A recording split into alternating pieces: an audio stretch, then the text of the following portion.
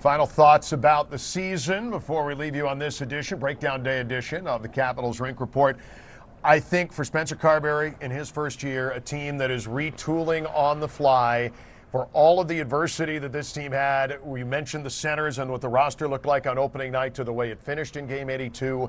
They made the Stanley Cup playoffs. And while that is not the ultimate goal, it ain't bad to be able to get to that point, given all they went through. They traded away 3 guys at the deadline. They're well positioned for the future. They got 23 draft picks coming up in the next 3 years.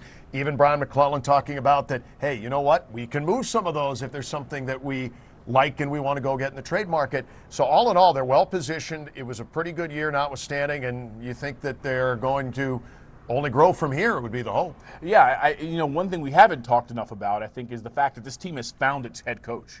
Right? Absolutely, I they mean, have. Spencer Carberry is now 1 year into a 4-year deal.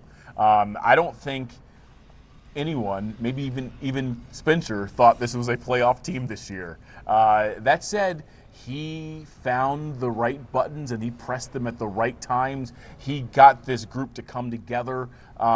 He was able to connect with the young players and help them take the next step. He was able to win over some of the veterans who were just a couple of years younger than he is. I'm sure that took a little bit of time. It felt like it might have taken a little bit of time.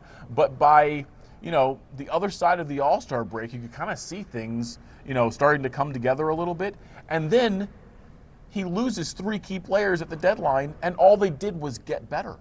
That's coaching. That's leadership, but that's coaching. And so, my big takeaway from this season is, I feel like getting to the playoffs was a bonus, but you now have your head coach, and that is so, so important in the National Hockey League.